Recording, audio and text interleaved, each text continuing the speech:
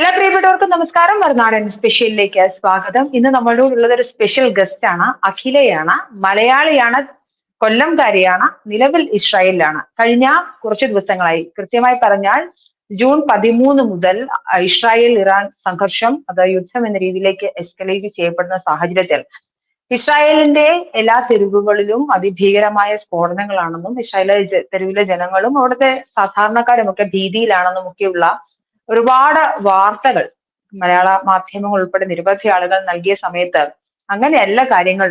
നോക്കൂ, ആകാശത്തൊരു മിസൈൽ വരുന്നുണ്ട്, ഇതെങ്ങനെയാണ് ഇസ്രയേൽ ഇന്റർസെപ്റ്റ് ചെയ്യുന്നത്, ഇതെങ്ങനെയാണ് നമ്മുടെ വ്യോമ പ്രതിരോധ മാർഗങ്ങൾ അതിനെ തകർക്കുന്നത്, ഞങ്ങൾ എത്ര ഹാപ്പി ആയിട്ടാണ് ഇവിടെ നടക്കുന്നത്, ഞങ്ങൾ പ്രിക്കോഷൻസ് എടുക്കുന്നുണ്ട്, പക്ഷെ ഞങ്ങൾ ഇവിടെ സേഫ് ആണെന്ന് വിളിച്ചു പറഞ്ഞ ആ, യുവതി ഒരു പെട്ടെന്ന് എല്ലാവരുടെയും ശ്രദ്ധയിൽപ്പെടുന്നു.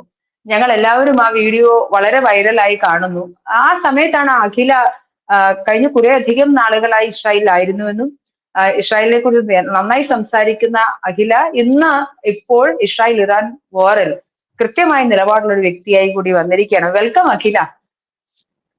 ഫസ്റ്റ് ഓഫ് ഓൾ നമസ്കാരം. എന്തൊക്കെയാണ് വിശേഷം? ഞങ്ങൾ ഇവിടെ കേൾക്കുന്ന പ്രധാനമായും ഒരുപാട് മാധ്യമങ്ങളിൽ കൃത്യമായ ഇസ്രായേൽ വിരുദ്ധ അജണ്ടയുള്ള മാധ്യമങ്ങൾ എല്ലാവരും തന്നെ ഇസ്രായേലിന്റെ തെരുവുകളെല്ലാം ബോംബ് സ്ഫോടനത്തിലാണ്. പുകച്ചുരുളുകൾ കാണാം. കാരണം ഇസ്രായേൽ ആർക്കും പരസ്പരം കാണാൻ സാധിക്കുന്നില്ല. ടെലവീവ് ഒക്കെ നശിക്കപ്പെട്ടു എന്ന അർത്ഥത്തിൽ ഒരുപാട് വാർത്തകൾ വരുന്നുണ്ട്. പക്ഷെ അഖിലയുടെ മുഖത്ത് ഹാപ്പിയാണ്, അഖില സേഫ് ആണെന്നുള്ളതിന്റെ ഒരു സുരക്ഷിത ബോധം എനിക്ക് ആ മുഖത്ത് കാണാൻ പറ്റുന്നുണ്ട്. എന്താണ് അവസ്ഥ അവിടുത്തെ? ഫസ്റ്റ് ഓഫ് ഓൾ എനിക്ക് ഇങ്ങനെ ഒരു പ്ലാറ്റ്ഫോം തന്നതിന് മറുനാടൻ ചാനലിന് എന്റെ ഹൃദ്യമായ നന്ദി ഞാൻ രേഖപ്പെടുത്തുന്നു. ഇനി എനിക്ക് പറയാനുള്ള കാര്യങ്ങൾ തീർച്ചയായും ഞാൻ തുറന്നു പറയും. സത്യവും നീതിയുക്തവുമായിരിക്കും ഞാൻ പറയുന്ന കാര്യങ്ങളെന്ന് 100% എനിക്ക് ഉറപ്പുണ്ട്. ഇവിടെ നിങ്ങൾ ഈ പറയുന്ന എന്റെ മുഖത്ത് കാണുന്ന ആ സന്തോഷകരമായ ഒരു അവസ്ഥ എന്ന് പറയുന്നത് ഈ നാടിനും, അതായത് ഇസ്രയേൽ എന്ന് പറയുന്ന രാജ്യത്തിലെയും അവിടുത്തെ ഡിഫൻസ് സിസ്റ്റത്തെയും തീർച്ചയായും വിശ്വസിക്കുന്നത് കൊണ്ടുണ്ടാവുന്ന ആ ഒരു പ്രസന്നമായ മുഖമാണ് ഇപ്പൊ നിങ്ങൾ കണ്ടുകൊണ്ടിരിക്കുന്നത്. ഒരിക്കലും ഒരു പൊയ്മുഖമല്ല എന്ന് തീർച്ചയായും ഞാൻ പറയുകയാണ്. ഇവിടെ വളരെ സംഘർഷഭരിതമായ ഒരു അവസ്ഥയാണെന്ന് നാട്ടിലെ മാധ്യമങ്ങളൊക്കെ റിപ്പോർട്ട് ചെയ്യുന്നു. ഈ ഒരു രാജ്യത്ത് ഇരുന്നു കൊണ്ട് എനിക്കത് പറയാൻ കഴിയും. തീർച്ചയായും ഇവിടെ യാതൊരുവിധ സംഘർഷഭരിതമായ അവസ്ഥയല്ല. രണ്ട് രാജ്യങ്ങൾ തമ്മിൽ യുദ്ധത്തിൽ ഏർപ്പെടുമ്പോൾ ഉണ്ടാകുന്ന ഒരു അരക്ഷിതാവസ്ഥ ഇവിടെയില്ല. കാരണം ഇവിടുത്തെ ഡിഫൻസ് സിസ്റ്റം അത്രയേറെ നമുക്ക് പ്രൊട്ടക്ഷൻ തരുന്നുണ്ട്. ഇവിടെ പ്രധാനമായിട്ടും പറയുകയാണെങ്കിൽ 2 ആപ്ലിക്കേഷൻസ് ആണ് നമ്മൾ യൂസ് ചെയ്യുന്നത് സേഫ്റ്റി പ്രിക്കോഷൻസ് എടുക്കാൻ വേണ്ടിയിട്ട്. നമുക്ക് റെഡ് അലേർട്ട് എന്ന് പറഞ്ഞിട്ട് ഒരു ആപ്ലിക്കേഷൻ ഉണ്ട്. അതുപോലെ തന്നെ ഹോം ഫ്രണ്ട് കമാൻഡ് എന്ന് പറഞ്ഞിട്ട് ഒരു ആപ്ലിക്കേഷൻ ഉണ്ട്. ഈ ആപ്ലിക്കേഷൻസ് ഗവൺമെന്റിന്റെ പൂർണ്ണമായ കയ്യിലുള്ള ഒരു ആപ്ലിക്കേഷൻസ് ആണ്. അപ്പൊ ഈ ആപ്ലിക്കേഷൻസിൽ നമുക്ക് കൃത്യമായ നിർദ്ദേശങ്ങൾ വരുന്നുണ്ട്. ഇന്ന സമയത്ത് ഈ നിങ്ങൾ പ്രൊട്ടക്ഷൻ റൂമിലേക്ക് പോകേണ്ടതാണ്, ആ ഒരു പ്രൊട്ടക്റ്റഡ് ഏരിയയിൽ ആ ഒരു ടൈം ബീങ് നിങ്ങൾ നിൽക്കേണ്ടതാണ്. ആ ഒരു അവസരത്തിൽ നമ്മുടെ നേരത്തെ മിസൈൽ അറ്റാക്ക് ഉണ്ടാവും. തീർച്ചയായിട്ടും നിങ്ങൾ സേഫ്റ്റി റൂമിൽ ഇരിക്കുന്നത് കൊണ്ട് തന്നെ നിങ്ങൾക്ക് യാതൊരുവിധ ബുദ്ധിമുട്ടുകളും അനുഭവിക്കേണ്ടി വരത്തില്ല. സോ അതിന്റെ ആ ഒരു ടൈം കഴിയുമ്പോൾ നിങ്ങൾക്ക് ആ പ്രൊട്ടക്റ്റഡ് ഏരിയയിൽ നിന്നും പുറത്തു വരാവുന്നതാണ് എന്ന് പറഞ്ഞിട്ട് കൃത്യമായ ഒരു വിവരണം അല്ലെങ്കിൽ ഒരു നിർദ്ദേശം നമ്മൾക്ക് ആപ്ലിക്കേഷൻ വഴി ഇവിടുത്തെ ഗവൺമെന്റ് നമ്മൾ ഓരോ ആൾക്കാരിലേക്കും എത്തിക്കുന്നുണ്ട്. അതായത് ഇവിടുത്തെ ഒരു കാര്യം പ്രധാനപ്പെട്ട് പറയേണ്ടതായിട്ടുള്ള ഒരു കാര്യമുണ്ട്. കാരണം ഇവിടെ നമുക്ക് നാട്ടിലെ പോലെ തന്നെ നമ്മുടെ നാട്ടിൽ ഇപ്പൊ പല ഡോക്യുമെന്റ്സ് സബ്മിറ്റ് ചെയ്തിട്ടാണ് നമ്മളിപ്പോ പിന്നെ സിമ്മുകൾ എടുക്കുന്നത്. പക്ഷെ ഇവിടെ അങ്ങനെയൊന്നുമില്ല. ഇവിടെ നമുക്ക് ഏത് കടയിൽ ചെന്നിട്ട് നമുക്ക് ഇഷ്ടമുള്ള സിം അപ്പൊ പൈസ കൊടുക്കുക, അപ്പൊ വാങ്ങിക്കുക, നമ്മൾ റീചാർജ് ചെയ്യുക, ഇടുക എന്നുള്ളതാണ്. ഇവരുടെ ഓരോ സിമ്മിലേക്കും കൃത്യമായിട്ടുള്ള ആ ഒരു അലേർട്ട് ഗവൺമെന്റിന്റെ ഭാഗത്ത് നിന്നും നമ്മൾ ഏത് മൂലയിൽ ഇരുന്നാലും കൃത്യമായ അലേർട്ട് വരുന്നുണ്ട്. ആ ഒരു നമ്മുടെ ഫോൺ ഓപ്പൺ ചെയ്യുമ്പോൾ ആ ഒരു ഭാഗത്ത് കൃത്യമായ ഒരു അലേർട്ട് വരുന്നുണ്ട്. വേറൊരു ആപ്ലിക്കേഷൻ നമുക്ക് ആ സമയത്ത് ഓപ്പൺ ചെയ്യാൻ പറ്റില്ല. നിങ്ങൾ സേഫ് ആയി ഇരിക്കുക എന്ന് ഗവൺമെന്റ് വളരെ ശക്തമായിട്ട് പറയുന്നുണ്ട്. ഈ ഒരു സമയത്ത് മിസൈൽ ആക്രമണം ഉണ്ടാകും, നിങ്ങൾ സേഫ്റ്റി റൂമിലേക്ക് പോകുക എന്നൊരു നിർദ്ദേശം വന്ന് അതിലും നമ്മൾ ഓക്കെ കൊടുക്കാണ്ട് അടുത്തൊരു ആപ്ലിക്കേഷൻ നമുക്ക് ഓപ്പൺ ആവില്ല. അത്രത്തോളം കൺസേൺ ആണ് ഗവൺമെന്റ് നമ്മൾക്ക് മേലില് തരുന്നത്. അപ്പൊ ആ ഒരു സമയത്ത് നമ്മൾ സേഫ്റ്റി റൂമിൽ പോകുന്നുണ്ട്. അത് കഴിഞ്ഞിട്ട് നമ്മൾ തീർച്ചയായിട്ടും back to the normal life. അപ്പൊ നമുക്ക് നമ്മുടെ കാര്യങ്ങൾ ചെയ്യുന്നുണ്ട്. ഇവിടെ ഒന്നും ഞങ്ങൾ ജോലിക്ക് പോകാതിരിക്കുമല്ല, ഞങ്ങൾ ഞങ്ങളുടെ ഡ്യൂട്ടി ചെയ്യുന്നുണ്ട്, കൃത്യമായിട്ട് ഡ്യൂട്ടി ചെയ്യുന്നുണ്ട്. സാധനങ്ങൾ വാങ്ങിക്കാനായിട്ട് പുറത്ത് പോകുന്നുണ്ട്, നമ്മളുടെ കാര്യങ്ങളെല്ലാം കൃത്യമായിട്ട് ചെയ്യുന്നുണ്ട്. സോ ഉറപ്പായിട്ടും നമുക്ക് മിസൈൽ ആക്രമണം ഉണ്ടാകുമ്പോൾ ആ ഒരു 15 അല്ലെങ്കിൽ 20 മിനിറ്റ് അത്രേ വരുന്നുള്ള ആ ഒരു 20 മിനിറ്റ് സമയത്തേക്ക് നമ്മൾ സേഫ്റ്റി റൂമിൽ പോകുന്നു. അത് കഴിഞ്ഞിട്ട് നമ്മൾ നമ്മുടെ കാര്യങ്ങൾ ചെയ്യുന്നു. ഇതാണ് ഇപ്പൊ നടന്നുകൊണ്ടിരിക്കുന്ന ഒരു അവസ്ഥ എന്ന് പറയുന്നത്. ഈ പ്രധാനമായി എനിക്ക് തോന്നുന്നു അവിടെയുള്ള ഇറാന്റെ ശത്രുരാജ്യത്തെക്കാൾ കൂടുതൽ അഖില ഇപ്പൊ നേരിടുന്നത് കമന്റ് ബോക്സിലെ യുദ്ധമായിരിക്കും അല്ലെ. ഒരുപാട് ഹേറ്റ് കമന്റ്സ്. എനിക്ക് തോന്നുന്നത് അഖില ഇസ്രായേലിനെ സപ്പോർട്ട് ചെയ്യുന്ന, ഞാൻ അഖിലയുടെ ഒന്ന് രണ്ട് വീഡിയോയിൽ അഖില വളരെ ആത്മാർത്ഥയോടെ പറയുന്നത് ഞാൻ കേട്ടു. എനിക്ക് ചോറ് തരുന്ന, അന്നം തരുന്ന നാടാണ്, ആ നാടിനോടാണ് എനിക്ക് പൂർവ്വം വിശ്വാസവും ഉള്ളത്. അത് ഞാൻ എപ്പോഴും കാണിക്കും. അപ്പം അന്നം തരുന്ന നാട് എന്ത് ചെയ്താലും നീ സപ്പോർട്ട് ചെയ്യുമോ എന്ന് ചോദിക്കുന്നവരുടെ അടുത്ത് എന്റെ അന്നം തരുന്ന നാട് സത്യമേ ചെയ്യുള്ളൂ എന്ന് വളരെ ധൈര്യത്തോട് പറയുന്ന അഖിലെ എനിക്ക് കാണാൻ സാധിക്കുന്നുണ്ട്. അഖില എന്തുകൊണ്ടാണ് അങ്ങനെ ഒരു സ്റ്റാൻഡ്? അത് കാരണം ഇസ്രായേൽ ഇറാൻ കോൺഫ്ലിക്റ്റ് വരുന്ന സമയത്ത് പലപ്പോഴും ഭയങ്കര ബയാസ്ഡ് ആയിട്ടാണ് ആളുകൾ കാണുന്നത്. ഞാൻ പൂർണ്ണമായ അർത്ഥത്തിൽ ഇസ്രായേലിനെ സപ്പോർട്ട് ചെയ്യും, എന്റെ ചരിത്ര യാഥാർത്ഥ്യങ്ങൾ മനസ്സിലാക്കുകയും ചെയ്യുന്ന ഒരാളാണ്. അഖില എങ്ങനെയാണ് അങ്ങനെ ഒരു തീരുമാനത്തിലേക്ക് എത്തുന്നത്? ഇപ്പൊ നമ്മുടെ നാട്ടിൽ ഇപ്പോ നമുക്കറിയാം പഹൽഗാം അറ്റാക്ക് ഉണ്ടായി, അതിനുശേഷം ഓപ്പറേഷൻ സിന്ദൂർ വരുന്ന ഘട്ടത്തിലും ഇവിടെയുള്ള ആളുകൾ തമ്മിൽ തന്നെ ഒരു ക്ലാഷ് ഉണ്ടായിരുന്നു. പ്രത്യേകിച്ച് പ്രതിപക്ഷമൊക്കെ അത് പല രീതിയിലാണ് അതിനെ വ്യാഖ്യാനിച്ചെടുത്തത്. പക്ഷെ ഈ ഒരു ഘട്ടത്തിലൊന്നും അഖിലയ്ക്ക് യാതൊരു സംശയവുമില്ല, ഇസ്രായേലാണ് ശരിയെന്ന് അഖില എങ്ങനെയാണ് ആ ഒരു നിഗമനത്തിൽ അല്ലെങ്കിൽ ഒരു തീരുമാനത്തിൽ ആ ഒരു വശത്തോട് ചേർന്നിരിക്കുന്നത്? തീർച്ചയായിട്ടും അന്നം തരുന്ന നാട് എന്നും എനിക്ക് പോറ്റമ്മയാണ്. അതായത് ഇന്ത്യ എന്ന് പറയുന്നത് എന്റെ പെറ്റമ്മയാണെങ്കിൽ ഇസ്രായേൽ എന്ന് പറയുന്നത് എന്റെ പോറ്റമ്മയാണ്. അപ്പൊ തീർച്ചയായിട്ടും എന്റെ അന്നം തരുന്ന നാട് സത്യത്തിൽ ഉറച്ചു നിൽക്കുമെന്ന് എനിക്ക് ഉറപ്പുള്ളത് കൊണ്ടാണ് ഞാൻ അങ്ങനെ ഒരു സ്റ്റാൻഡ് എടുത്തത്. കാരണം 2020 ഞാൻ ഇസ്രായേൽ എന്ന് പറയുന്ന രാജ്യത്ത് ജോലിക്കായിട്ട് വരുന്നത്. ഇന്ന് 2025. ഈ 5 വർഷ കാലയളവില് ഞാൻ മനസ്സിലാക്കിയ ജൂത സമൂഹം അല്ലെങ്കിൽ ഇസ്രായേൽ എന്ന് പറയുന്ന ഒരു രാജ്യം നമുക്ക് തരുന്ന ഒരു പ്രൊട്ടക്ഷൻ അല്ലെങ്കിൽ നമുക്ക് തരുന്ന ആ ഒരു കരുതൽ തീർച്ചയായിട്ടും അത് എടുത്തു പറയേണ്ടുന്ന കാര്യമാണ്. നമ്മുടെ ലോക ഭൂപടത്തിൽ നമ്മൾ നോക്കിക്കഴിഞ്ഞാൽ മനസ്സിലാവും ഇസ്രയേൽ എന്ന് പറയുന്ന ഒരു രാജ്യം വളരെ ചെറുതാണ്. അതിലുള്ള ജൂത സമൂഹം അല്ലെങ്കിൽ അതിന്റെ പോപ്പുലേഷൻ എന്ന് പറയുന്നത് വളരെ ചെറുതാണ്. ഇന്ന് ലോകരാഷ്ട്രത്തിന്റെ റാങ്കിങ്ങിൽ നമ്മൾ നോക്കിക്കഴിഞ്ഞാൽ ഇറാൻ എന്ന് പറയുന്നത് ലോക രാജ്യങ്ങളിൽ തന്നെ 17ാമത് സ്ഥാനത്ത് നിൽക്കുന്ന ഏറ്റവും വലിയ രാജ്യവും അതുപോലെ തന്നെ ലാൻഡ്സ്കേപ്പ് കൊണ്ടും പോപ്പുലേഷൻ കൊണ്ടും 17ാമത് വരുന്ന രാജ്യമാണ് ഇറാൻ. അത്രയും വലിയൊരു രാജ്യം ലോക ഭൂപടത്തിലെ തന്നെ ഏറ്റവും ചെറിയ ഒരു രാജ്യത്തെ മതത്തിന്റെ പേരിൽ, മതപ്രീണനമാണ് ഇവിടെ നടക്കുന്നത്.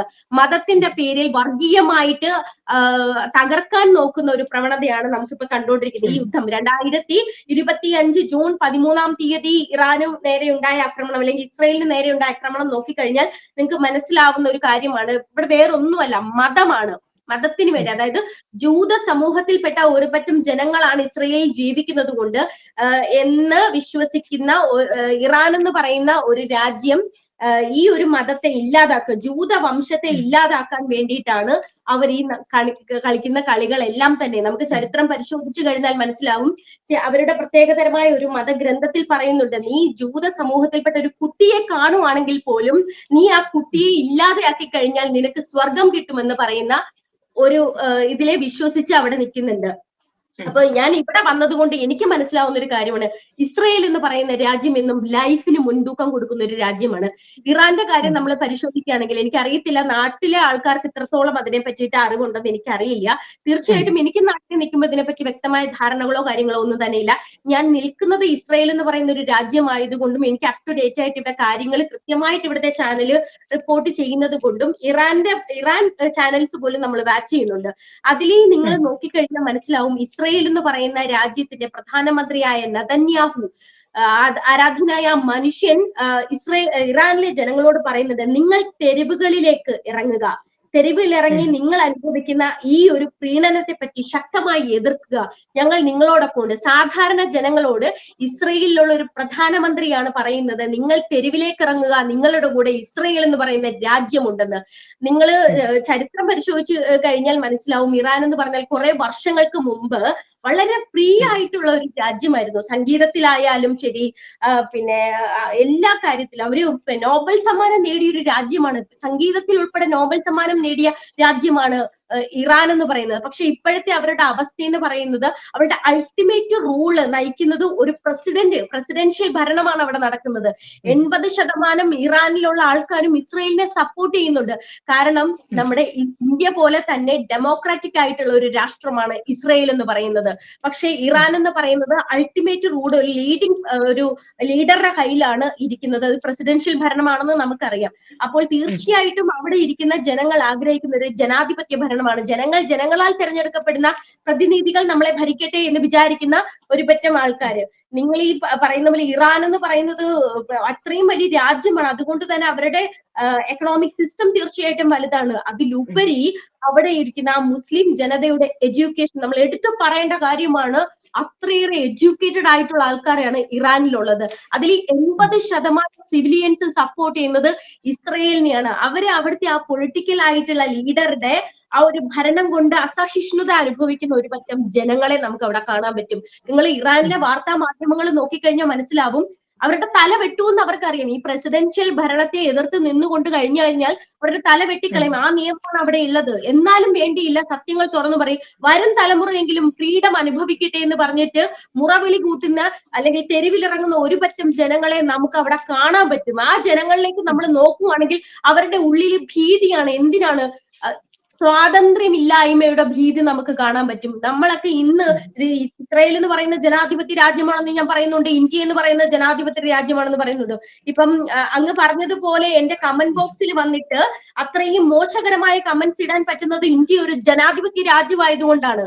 ഇത് ഒരിക്കലും ഇറാൻ ഭരണകൂടത്തിൽ ജീവിക്കുന്ന ഒരു പറ്റം ജനങ്ങൾക്ക് ഇറാൻ ഭരണകൂടത്തിന് അത്രത്തേറെ പേടിച്ചിട്ടാണ് അവർ ജീവിക്കുന്നത്. അപ്പോൾ ആ ഭരണകൂടത്തിനെതിരെ നിന്ന് സംസാരിച്ചു കഴിഞ്ഞാൽ തല വെട്ടിക്കളയുമെന്ന് അവർക്കറിയാം. എങ്കിലും വരുന്ന തലമുറയെങ്കിലും സംരക്ഷിക്കാൻ വേണ്ടിയിട്ട് തെരുവിലിറങ്ങി യുദ്ധം ചെയ്യുന്ന അവിടുത്തെ ഭരണകൂടത്തെ അല്ലെങ്കിൽ പേടിച്ചിട്ട് ജീവിക്കാൻ ഇനി വയ്യ, ഇനി ഇവിടുത്തെ ഭരണകൂടത്തിനെതിരെ ഞങ്ങൾ ശക്തമായി തന്നെ പോരാടുമെന്ന് വിളിച്ചു പറഞ്ഞുകൊണ്ട് തെരുവിലിറങ്ങി യുദ്ധം ചെയ്യുന്ന ഒരു പറ്റം അറബിക് സമൂഹത്തെ നമുക്ക് അവിടെ ഇറാനിൽ കാണാൻ സാധിക്കുന്നുണ്ട്. അതുകൊണ്ട് തന്നെ 80% വരുന്ന അല്ലെങ്കിൽ 85% വരുന്ന ഇറാൻ സിവിലിയൻസ് ഇസ്രയേലിനെ സപ്പോർട്ട് ചെയ്ത് സംസാരിക്കണം. നമുക്ക് പല രഹസ്യ ഏജൻസികൾ ഇസ്രയേലിൽ ഉള്ളതായിട്ട് നമുക്കറിയാം. രഹസ്യ ഏജൻസികൾ ഇസ്രയേലിൽ ഉള്ളത് കൊണ്ട് തന്നെ നമുക്ക് വ്യക്തമായ തെളിവുകളാണ് അതിന് കിട്ടിയിരിക്കുന്നത്. എനിക്കിപ്പോ പ്രിയപ്പെട്ട മാധ്യമത്തിന് മുന്നിൽ അത് തെളിയിക്കാൻ പറ്റില്ല. പക്ഷെ അവിടുത്തെ ഓരോ വാർത്താ ചാനലുകളും, അപ്പൊ നിങ്ങൾക്ക് ആർക്കെങ്കിലും പേഴ്സണലി ഇറാനിലുള്ള സിവിലിയൻസും ഒക്കെ ആയിട്ട് കോണ്ടാക്റ്റോ കാര്യങ്ങളോ ഒക്കെ ഉണ്ടെങ്കിൽ നിങ്ങൾ തന്നെ സോഷ്യൽ മീഡിയ വഴി അവരോട് ചോദിക്കുക, നിങ്ങൾ അവിടുത്തെ ഭരണത്തിൽ ഓക്കെയാണോ, തൃപ്തരാണോ എന്ന്. ഇസ്രയേൽ ഇറാന് മേലെ നടത്തുന്ന ആ ഒരു യുദ്ധത്തിൽ സന്തോഷപുളകിതരായി നിൽക്കുന്ന ഒരു പറ്റം ജനങ്ങളെ നമുക്ക് അവിടെ കാണാൻ പറ്റും. കാരണം ഒരു മതവിഭാഗം എന്ന് മാത്രമല്ല, ഒരു മനുഷ്യന്, അത് ഏത് മതവും ആവട്ടെ, ഒരു മനുഷ്യന് ജീവിതത്തിൽ വേണ്ടുന്ന ഒരു കാര്യമാണ് സ്വാതന്ത്ര്യം എന്ന് പറയുന്നത്. ആ സ്വാതന്ത്ര്യം നിഷേധിക്കപ്പെട്ടാൽ മറ്റ് എന്തും ഉണ്ടായിട്ടും കാര്യമില്ല. ഇപ്പൊ നമ്മുടെ നാട്ടിൽ ഒരു പഴഞ്ചൊല്ലുണ്ട്, ബന്ധുരക്കാഞ്ചന കൂട്ടിലാണെങ്കിലും ബന്ധനം ബന്ധനം തന്നെ പാരില്ലെന്ന്. തീർച്ചയായിട്ടും ആ ഒരു കൂട്ടിൽ കിടക്കുന്ന അടിമകളെ പോലെ ജീവിക്കേണ്ടി വരുന്ന ഹൈലി എഡ്യൂക്കേറ്റഡ് ആയിട്ടുള്ള ഒരു സമൂഹം, ഒരു പറ്റം ജനങ്ങളെ നമുക്ക് ഇറാനിലേക്ക് നോക്കി കാണാൻ പറ്റും. അപ്പൊ അവരൊക്കെ ആഗ്രഹിക്കുന്നത് ഈ ഒരു പ്രസിഡൻഷ്യൽ ഭരണം ഇല്ലാതായിട്ട് ഇറാൻ ഒരു സ്വതന്ത്ര രാജ്യമായിട്ട് വരണമെന്നാണ്. അതുകൊണ്ട് തന്നെ ഇസ്രയേൽ നടത്തുന്ന ഈ പോരാട്ടത്തെ, ഈ നിലനിൽപ്പിന് വേണ്ടി അവർ നടത്തുന്ന പോരാട്ടത്തെ ഇറാൻ ജനത സപ്പോർട്ട് ചെയ്യുന്നതിന്റെ പ്രധാനപ്പെട്ട കാരണം ഇസ്രയേൽ എന്ന് പറയുന്ന ഈ ഒരു ചെറിയ രാജ്യം ഇത്രയും ഫൈറ്റ് ചെയ്ത് അവരോട് നിൽക്കുന്നെങ്കിൽ ചിലപ്പോൾ ഒരു പക്ഷേ അവിടുത്തെ ഈ പറയുന്ന പ്രസിഡൻഷ്യൽ ഭരണം നാമാവിശേഷമാക്കിക്കൊണ്ട് ജനങ്ങൾക്ക് മുൻനിരയിലേക്ക്, മുഖ്യധാരയിലേക്ക് വന്നുകൊണ്ട് സ്വതന്ത്രമായി ജീവിക്കാൻ പറ്റുന്ന ഒരു കാര്യം നമുക്ക് കാണാൻ പറ്റും.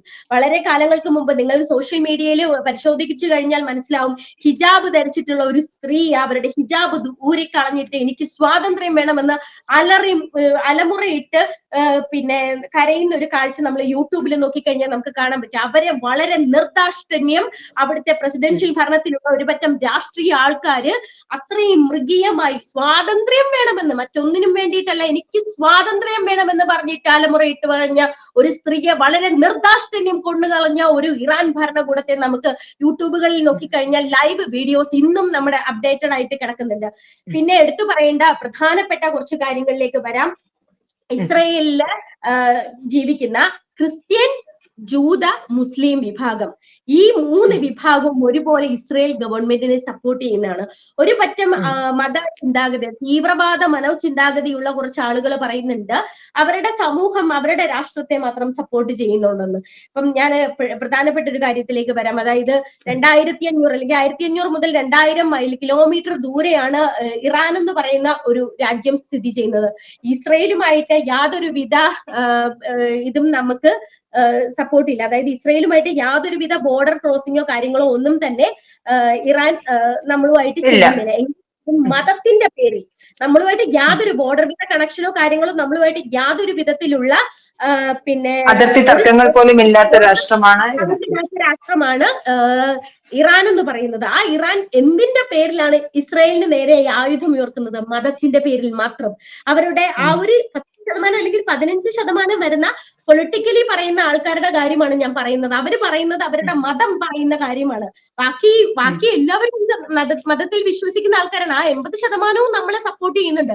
ആ 10 അല്ലെങ്കിൽ 15% തീവ്രവാദ മനോചിന്താഗതിയുള്ള ആൾക്കാരുടെ ഭരണം മൂലം അനുഭവിക്കേണ്ടി വരുന്ന യാതനകളാണ് ഞാൻ ഈ പറഞ്ഞുകൊണ്ടിരിക്കുന്നത്. അപ്പോ അവര് ഈ മുസ്ലിം സമൂഹത്തിൽപ്പെട്ട ഒരു തരത്തിലുള്ള ജനങ്ങള്, അതിനകത്ത് ഏറ്റവും എടുത്തു പറയേണ്ട അറബിക് രാഷ്ട്രമായ സൗദി അറേബ്യയും UAE ആണ്. നമുക്കറിയാം അത് രണ്ടും അറബിക് കൺട്രിയാണ്. ഈ 2500 കിലോമീറ്റർ ദൂരെ ഇപ്പുറത്തുള്ള ഇസ്രയേലിലേക്ക് 2500 കിലോമീറ്റർ അപ്പുറമുള്ള ഇറാൻ ഒരു മിസൈൽ അയക്കുമ്പോൾ നമ്മുടെ ഇസ്രയേലിലുള്ള ഏജൻസികൾ സൗദി അറേബ്യയിലും UAE-യിലും വർക്ക് ചെയ്യുന്നുണ്ട്. അവരുടെ സപ്പോർട്ടോട് കൂടി തന്നെ തീർച്ചയായിട്ടും നമ്മളിലേക്ക് എത്തുന്നുണ്ട് എന്ത്, അവിടുന്ന് ഒരു മിസൈല് വരുന്നുണ്ടെന്ന്. അപ്പൊ അവരുടെ ഇത് കടന്നിട്ടാണ് നമ്മളിലേക്ക് എത്തുന്നത്. അവർ അത്രയും നമ്മളെ സപ്പോർട്ട് ചെയ്യുന്നതുകൊണ്ടാണ് നമുക്കൊരു 15 അല്ലെങ്കിൽ 20 മിനിറ്റ് സമയം കിട്ടുന്നത് മിസൈൽ ആക്രമണത്തിൽ നിന്ന് രക്ഷ നേടാനായിട്ട് നമ്മുടെ സേഫ്റ്റി റൂമിലേക്ക് പോകാൻ. ഇപ്പം യമനിൽ നിന്നോ പലസ്തീനിൽ നിന്നോ ഒരു മിസൈൽ ആക്രമണം ഉണ്ടായിക്കഴിഞ്ഞാൽ നമുക്ക് 1.5 മിനിറ്റ് സമയമാണ് സേഫ്റ്റി റൂമിലേക്ക് കടക്കാനുള്ള സമയം. പക്ഷെ ഒരു 15 മുതൽ 20 മിനിറ്റ് വരെ സമയം നമുക്ക് കിട്ടുന്നുണ്ട് ഇറാനിൽ നിന്നൊരു മിസൈല് ഇവിടേക്ക് വരുമ്പോൾ. അപ്പം നമ്മുടെ ഏജൻസികൾ, അതായത് സൗദി അറേബ്യ, UAE പോലെയുള്ള രാജ്യങ്ങൾ ശക്തമായി ഇസ്രയേലിനെ പിന്തുണയ്ക്കുന്നത് കൊണ്ട്, നമുക്ക് കൃത്യമായ വിവരങ്ങൾ ഇവിടെ കിട്ടുന്നത് കൊണ്ടും നമുക്കൊരു 15 മുതൽ 20 മിനിറ്റ് വരെ സമയം കിട്ടുന്നുണ്ട് സേഫ്റ്റി റൂമിൽ പോകാനായിട്ടും നമ്മളെ സുരക്ഷിതരാക്കാനായിട്ടും ഒരു സമയം. ഈ മിസൈൽ എന്ന് പറഞ്ഞാൽ നിങ്ങൾ വിചാരിക്കുന്ന കണക്ക് ഒരു നിസ്സാരമായ കാര്യമല്ല. അത്രയും പ്രഹരണ ശേഷിയുള്ള ബാലിസ്റ്റിക് മിസൈലാണ്. ഒരു കുഞ്ഞു രാജ്യം, ലോക ജനസംഖ്യയിൽ തന്നെ അല്ലെങ്കിൽ ലോക ലാൻഡ്സ്കേപ്പിൽ 17ാമത് നിൽക്കുന്ന ഇറാൻ എന്ന് പറയുന്ന ഒരു വലിയ രാജ്യം, ലോക ജനസംഖ്യയിൽ അത്രയും ചെറിയൊരു രാജ്യത്തേക്ക് 450ഉം 500-ലധികം ബാലിസ്റ്റിക് മിസൈലുകൾ വിക്ഷേപിക്കുമ്പോൾ ഈ ഒരു കുഞ്ഞു രാജ്യം അതിനെതിരെ ഫൈറ്റ് ചെയ്ത് നിൽക്കുക എന്നുള്ളത് തീർച്ചയായിട്ടും തീർച്ചയായിട്ടും അതൊരു ഹീറോയിക് ആയിട്ടുള്ള ഒരു കാര്യമാണ്. എങ്ങനെയാണ് അവിടുത്തെ സാധാരണക്കാരായ ജനങ്ങളുണ്ടല്ലോ, അവരുടെ ഒരു ജീവിത ശൈലിയൊക്കെ മാറിയോ? അവിടെ എന്താണ് അവരുടെ ഒരു റിയാക്ഷൻ? അതായത് ബെഞ്ചമിൻ നെതന്യാഹുവിനോടുള്ള ഒരു പോപ്പുലാരിറ്റി കുറഞ്ഞോ കൂടിയോ? ഇപ്പോഴുള്ളൊരു ഗവൺമെന്റിന്റെ ഡിസിഷനിൽ എത്രത്തോളം അവർ ഹാപ്പിയാണ്?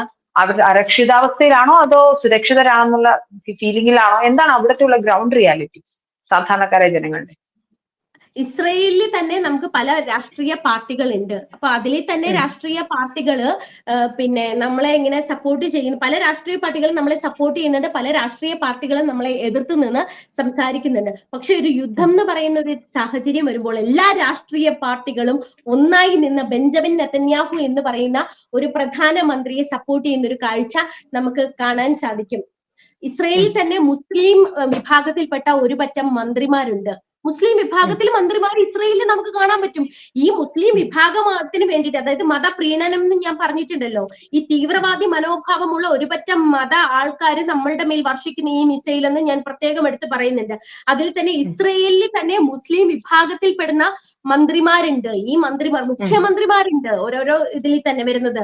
അവര് ഒന്നായിട്ട് നിന്ന് ഇസ്രയേലിന്റെ വിജയത്തിന് വേണ്ടിയിട്ട്, ജൂത സമൂഹത്തിൽപ്പെട്ട ആൾക്കാർ മാത്രമല്ല ഇവിടെ മന്ത്രിമാരായിട്ടില്ല, മുസ്ലിം സമുദായം ഉണ്ട്. ഏകദേശം 43% അടുത്ത് വരുന്ന പിന്നെ മുസ്ലിം ജനവിഭാഗം ഇസ്രയേലുണ്ട്. 26% വരുന്ന ക്രിസ്ത്യൻ സമൂഹം നമുക്കുണ്ട്. അതുപോലെ തന്നെ ബാലൻസ് ജൂത സമൂഹമാണ് ഇവിടെ ഉള്ളത്. ഇവരെല്ലാവരും ഒറ്റക്കെട്ടായിട്ട് നിന്ന് ഇസ്രയേലിന്റെ വിജയത്തിന് വേണ്ടി നമ്മളുടെ ബെഞ്ചമിൻ നെതന്യാഹു എന്ന് പറയുന്ന ആരാധ്യനായ ആ ഒരു പ്രധാനമന്ത്രിയോട് അത്രയും കൂറ് പുലർത്തി ഇവിടെ നിൽക്കുന്നുണ്ട് ഈ ഒരു രാജ്യത്തിന്റെ രക്ഷയ്ക്ക് വേണ്ടിയിട്ട്. അപ്പോ നമുക്ക് തീർച്ചയായിട്ടും ഒരു മതഗ്രന്ഥത്തിൽ വിശ്വസിക്കുന്ന അല്ലെങ്കിൽ ഒരു മതഗ്രന്ഥത്തിൽ മാത്രം വിശ്വസിച്ച് ജീവിക്കുന്ന ഒരു പറ്റം ജനങ്ങളെ ഇത് ചെയ്യാൻ വേണ്ടിയിട്ട്, സന്തോഷിപ്പിക്കാൻ വേണ്ടിയിട്ട് പല പോസ്റ്റുകളും കാര്യങ്ങളും ഒക്കെ നമ്മൾ ഇവിടെ കാണുന്നുണ്ട്. അതുപോലെ തന്നെ ഒന്നുമല്ല ഇവിടുത്തെ കാര്യങ്ങൾ. ഇവിടുത്തെ മുസ്ലിം സമുദായത്തിൽപ്പെട്ട ഒരു പറ്റം നല്ല സഹോദരങ്ങളുണ്ട്. അവരവരുടെ മതവിശ്വാസത്തിൽ വിശ്വസിച്ച് 5 നേരം നിസ്കരിക്കുകയും അവരുടെ പ്രാർത്ഥനകളിൽ മുഴുകുകയും ചെയ്യുന്നുണ്ട്. അവരെയും ഈ രാജ്യം അതുപോലെ തന്നെ പ്രൊട്ടക്ട് ചെയ്യുന്നുണ്ട്. അപ്പൊ ഇവിടുത്തെ സാധാരണക്കാരായ ജനങ്ങള് അത്രത്തോളം ബെഞ്ചമിൻ നെതന്യാഹു എന്ന് പറയുന്ന പ്രധാനമന്ത്രിയിലും അവിടുത്തെ ഗവൺമെന്റിലും വിശ്വസിക്കുന്നുണ്ട്.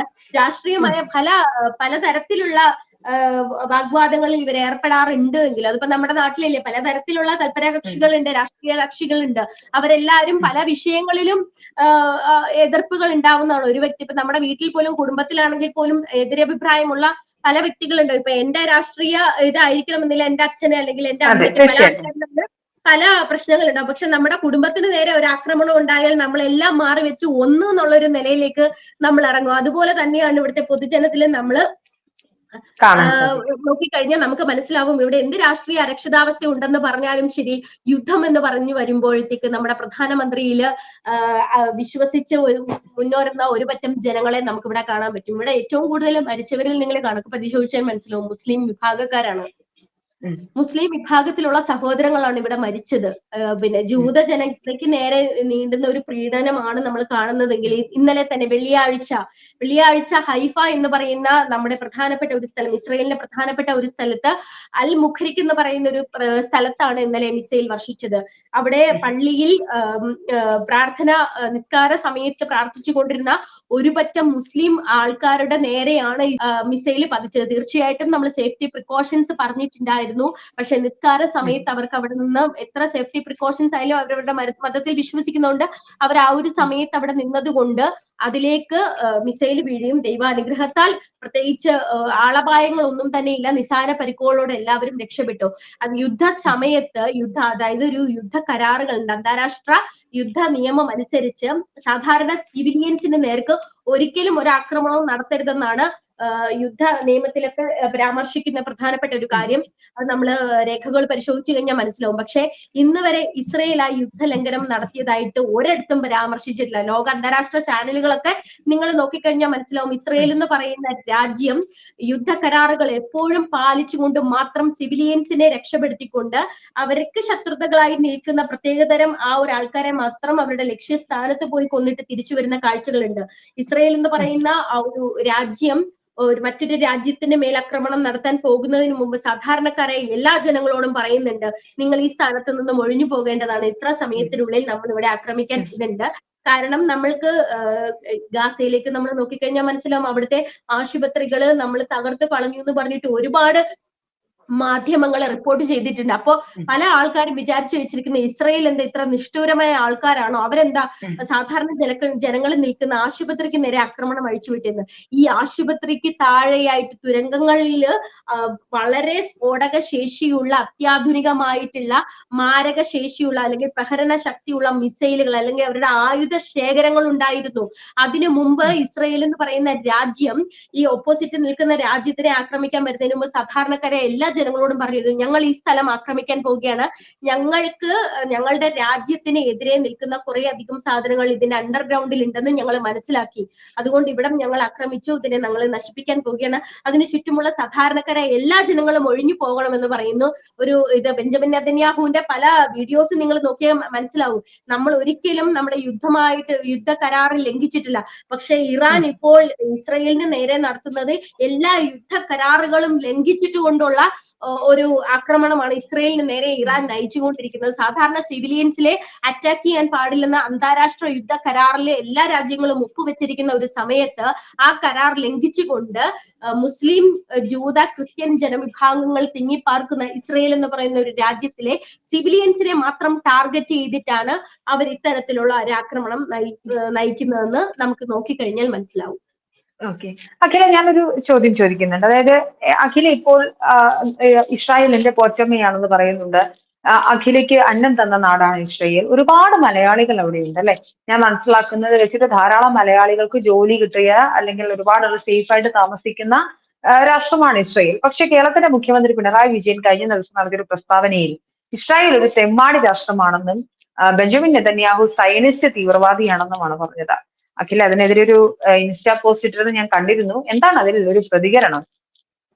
ഇവിടെയുള്ള മലയാളികളായിട്ടുള്ള ആൾക്കാർക്ക് വളരെയധികം വേദനാജനകരമായ ഒരു പ്രസ്താവനയാണ് നമ്മുടെ മുഖ്യമന്ത്രിയുടെ ഭാഗത്തു നിന്നും ഉണ്ടായെന്ന് പറയാം. കാരണം ഒരു വയസ്സും അല്ലെങ്കിൽ 1.5 വയസ്സും ഇസ്രയേലിൽ ജോലി ചെയ്യുന്ന 25,000-30,000 വരുന്ന മലയാളികളായിട്ടുള്ള ആൾക്കാരെ നോക്കിക്കഴിഞ്ഞാൽ അതിൽ ബഹുഭൂരിപക്ഷം സ്ത്രീകളാണ്. 1.5 വയസ്സ് 2 വയസ്സ് പ്രായമുള്ള കുഞ്ഞു മക്കളെയാണ് അവരിട്ടിട്ട് ഇസ്രയേൽ എന്ന് പറയുന്ന ഒരു രാജ്യത്ത് ജീവിക്കാൻ വേണ്ടി വരുന്നത്. അമ്മ എന്ന് പറയുന്ന ഒരു ഇത് നമുക്കറിയാം. അമ്മ എപ്പോഴും മക്കളുടെ കൂടെ ഉണ്ടാവേണ്ട ഒരു അവസ്ഥയാണ്. എനിക്കുമുണ്ട് ഒരു മകൾ. തീർച്ചയായിട്ടും 5 വയസ്സിൽ ഞാൻ എന്റെ കുഞ്ഞിനെ ഇട്ടിട്ടാണ് ഈ ഒരു രാജ്യത്തേക്ക് ജീവിക്കാൻ വേണ്ടി വന്നത്. നമ്മുടെ നാട്ടിൽ ജീവിച്ചു കഴിഞ്ഞാൽ അതിന് പറ്റിയ ഒരു വേതനം കിട്ടില്ല എന്ന് ഉറപ്പുള്ളത് കൊണ്ടും എന്റെ കുഞ്ഞിന്റെ ഭാവി സുരക്ഷിതമാക്കേണ്ടത് എന്റെ മാത്രം ബോധ്യമുള്ളത് എന്റെ മാത്രം ഉത്തരവാദിത്തമാണെന്ന് തീർച്ചയായും ബോധ്യമുള്ളത് കൊണ്ടും എന്റെ കുഞ്ഞിനെ വളർത്താൻ വേണ്ടിയിട്ടാണ് ഞാൻ ഇസ്രയേൽ എന്ന് പറയുന്ന ഒരു രാജ്യത്തേക്ക് വന്നത്. ഇതുപോലെ 100,000 കണക്കിന് അമ്മമാരാണ് സ്വന്തം മക്കളെ ഉപേക്ഷിച്ചെന്ന് പറയാൻ പറ്റില്ല, അവരുടെ ഒരു അവസ്ഥ കൊണ്ട് ആ മക്കളെ ആ കേരളത്തിൽ നിർത്തിക്കൊണ്ട് നമ്മുടെ ഈ ഒരു രാജ്യത്തോട്ട് വന്ന് ജീവിക്കുന്നത്. ഇവിടെ ഒരു യുദ്ധ സാഹചര്യം ഉണ്ടായാൽ പോലും ഇവിടുത്തെ മലയാളികളോട് നിങ്ങൾ ചോദിച്ചു കഴിഞ്ഞാൽ മനസ്സിലാവും, ഞങ്ങൾ ഇവിടെ നിന്ന് പോത്തില്ല, ഞങ്ങൾക്ക് നാട്ടിൽ പോയി കഴിഞ്ഞാൽ ഒന്നും ചെയ്യാനില്ല, ഇവിടെ നിന്നുകൊണ്ട് ഒരുപാട് കാര്യങ്ങൾ ചെയ്തു തീർക്കാനുണ്ട്. വീട് വെക്കണം, മക്കളെ കെട്ടിച്ചു വിടണം, മക്കളുടെ വിദ്യാഭ്യാസം, പ്രായമായ അച്ഛനമ്മമാരെ നോക്കണം, ഇതിനൊക്കെ നമുക്ക് പൈസ ആവശ്യമാണ്. അപ്പൊ അതിനിവിടെ നിന്നേ പറ്റത്തുള്ളൂ. അതുകൊണ്ട് തന്നെ തീർച്ചയായിട്ടും ഈ രാജ്യത്തിന് ഞങ്ങൾ നിന്നുകൊണ്ട് തന്നെ ഞങ്ങളുടെ കാര്യങ്ങളെല്ലാം പൂർണ്ണമായിട്ട് ചെയ്യാൻ പറ്റുമെന്ന് വിശ്വാസമുള്ള ഒരു രാജ്യത്താണ് നമ്മൾ നിൽക്കുന്നത്. പക്ഷെ നമ്മുടെ നാട്ടിൽ നിന്നുകൊണ്ട് ഇതൊന്നും പറ്റത്തില്ലെന്ന് ഉറപ്പുള്ളത് കൊണ്ടാണ് ഞങ്ങളുടെ കുഞ്ഞു മക്കളെ നമ്മൾ അവിടെ വിട്ടിട്ട് ഇവിടെ വന്നിരിക്കുന്നത്. ഇവിടെ നിന്ന് രാപകലെ നമ്മൾ കഷ്ടപ്പെടുന്നു. പക്ഷെ ഈ രാജ്യം നമുക്ക് തരുന്ന ആ ഒരു ആദരണ അല്ലെങ്കിൽ ആ ഒരു പരിഗണന പോലും സ്വന്തം നാട് നമുക്ക് തരുന്നില്ലെന്ന് അറിയുമ്പോൾ ഉണ്ടാവുന്ന ഒരു വേദനയുണ്ടല്ലോ.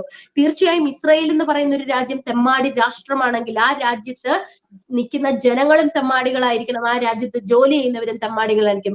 കേരളത്തിൽ ഒരുപറ്റം സ്ത്രീകൾ ജീവിക്കാൻ വേണ്ടി ഇസ്രായേലിൽ വന്ന് പണിയെടുക്കുമ്പോൾ ഒരു കേരളത്തിലെ ആദരണീയനായ ഒരു മുഖ്യമന്ത്രി പറയുകയാണ് ഇസ്രായേൽ തെമ്മാടി രാഷ്ട്രമാണെങ്കിൽ അവിടെ പണിയെടുക്കുന്ന ഞങ്ങളെ പോലുള്ള ആയിരക്കണക്കിന് വനിതകൾ അല്ലെങ്കിൽ പുരുഷന്മാരായിട്ടുള്ള ആൾക്കാർ തെമ്മാടികളായിരിക്കണം. സ്വന്തം നാട് നമ്മളെ തെമ്മാടി എന്ന് വിളിക്കുമ്പോൾ ഉണ്ടാകുന്ന ഒരു മാനസിക വിഷമം, നമ്മുടെ കുടുംബത്തിൽ ഒരാൾ നമ്മളെ തെമ്മാടിയാണെന്ന് പറയുമ്പോൾ നമുക്ക് ഉണ്ടാവുന്ന ഒരു വിഷമമുണ്ട്. അധികം നമുക്കത് പ്രതികരിക്കാൻ തോന്നാതെ നിശബ്ദമായി നിൽക്കുന്ന ഒരു അവസ്ഥയുണ്ട്. ജീവിക്കാൻ വേണ്ടിയിട്ടാണ് നമ്മുടെ നാട്ടിൽ നിന്ന് പല രാജ്യത്തോട്ടും ജീവിക്കാൻ വേണ്ടിയിട്ട് ആൾക്കാർ പോയിട്ടുണ്ട്.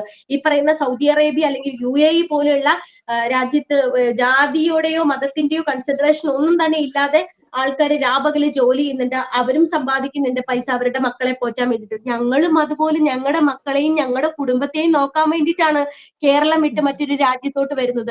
മറ്റൊരു രാജ്യത്തിന് മേലും പ്രതികരിക്കാത്ത പ്രധാനപ്പെട്ട മുഖ്യമന്ത്രി എന്തുകൊണ്ടാണ് ഇസ്രായേലിന് നേരെ തെമ്മാടി രാഷ്ട്രം എന്ന് പറയുന്നത്?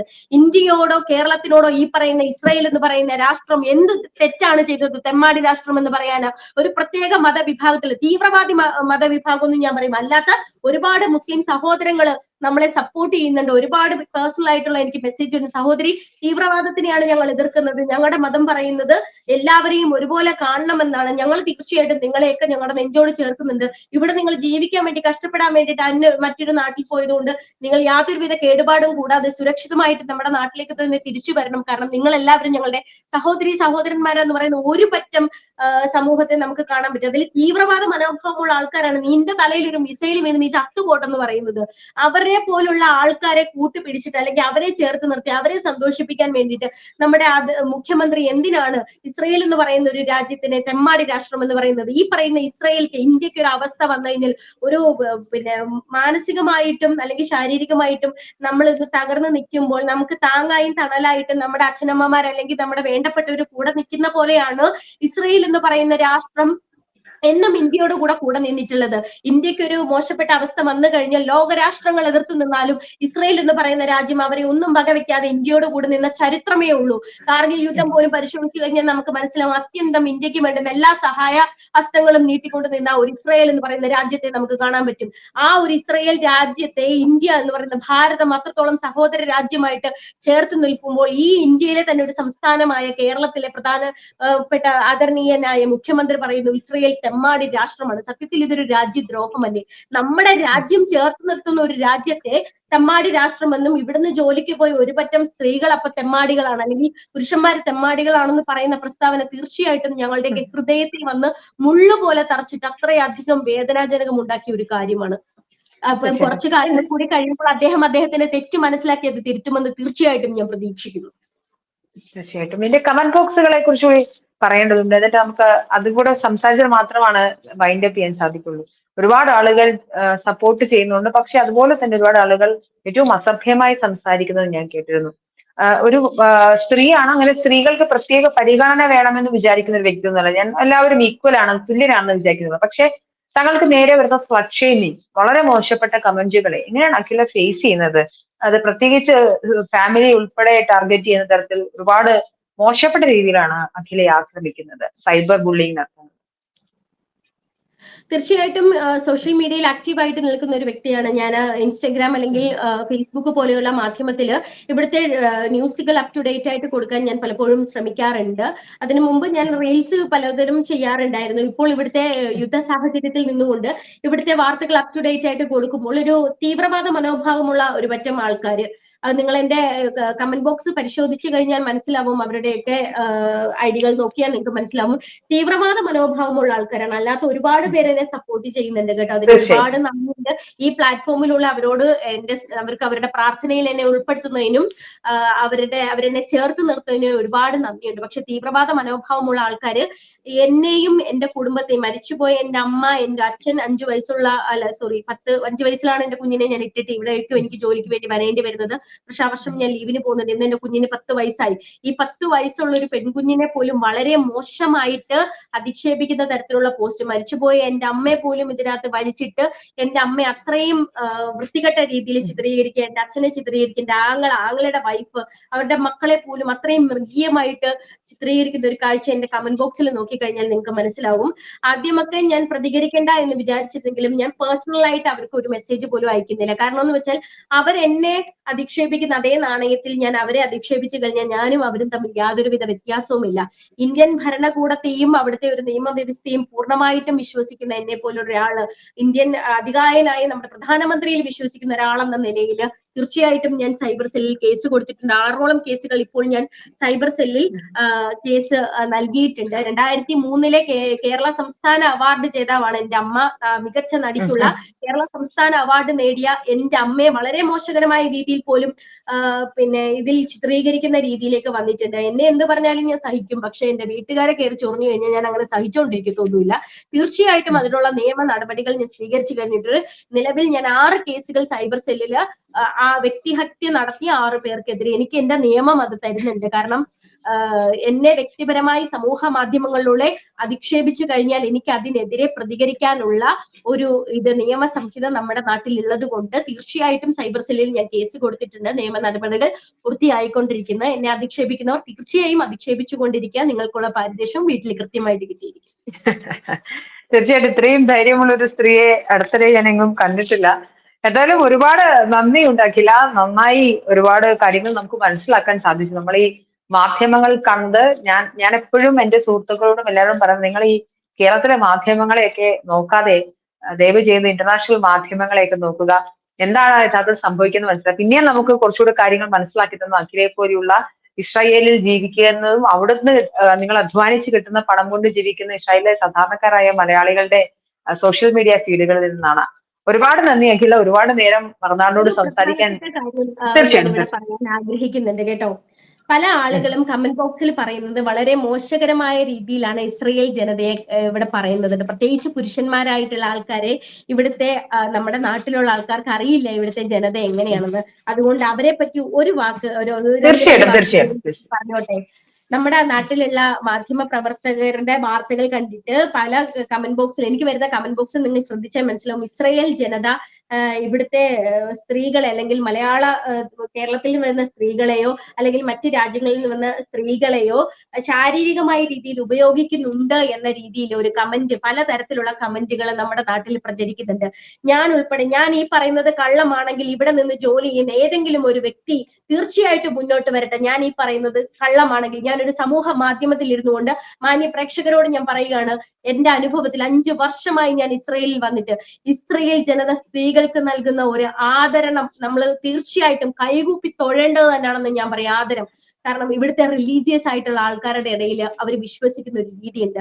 അവര് ഇവിടുത്തെ ഇസ്രയേലിലെ ജനതയുടെ റിലീജിയസ് ആയിട്ട് ആൾക്കാര് നമ്മുടെ ശരീരത്തിൽ അബദ്ധവശാൽ പോലും ഒന്ന് തൊട്ടിക്കഴിഞ്ഞാൽ അവര് പ്രാർത്ഥനയോട് നമ്മളോട് ക്ഷമ പറയും. അവര് പ്രാർത്ഥിക്കും.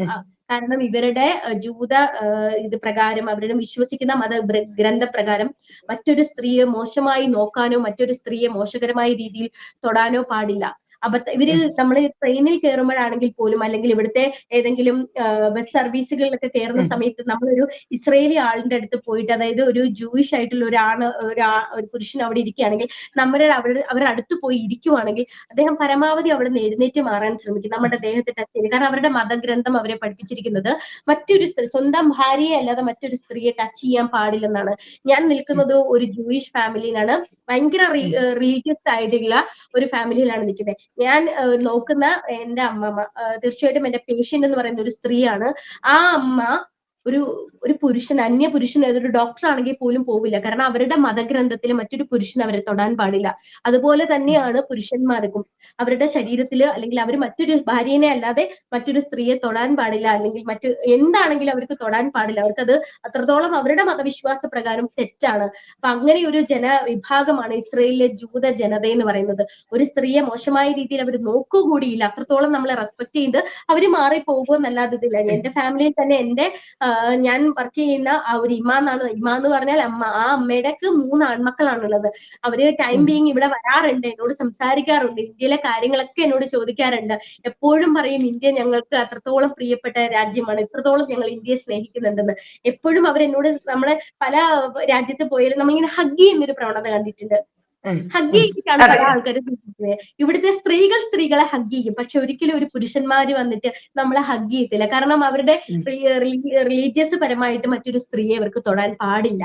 അത് അവർക്ക് പാപമാണ്, സ്വന്തം ഭാര്യനെ അല്ലത്. അപ്പൊ അത്രത്തോളം നമുക്ക് സ്ത്രീ സമൂഹത്തെ എത്രത്തോളം വിലമതിക്കുന്ന ഒരു ജനതയെ നമുക്ക് ഇവിടെ കാണാൻ പറ്റും. ആ ജനതയാണ് വളരെ മോശകരമായിട്ട് നമ്മുടെ നാട്ടിൽ ചിത്രീകരിച്ചുകൊണ്ടിരിക്കുന്നത്. തീർച്ചയായിട്ടും ഈ ഒരു പ്ലാറ്റ്ഫോം വഴി അതിനൊരു ക്ലാരിഫിക്കേഷൻ എനിക്ക് കൊടുക്കണമെന്നുണ്ടായിരുന്നു.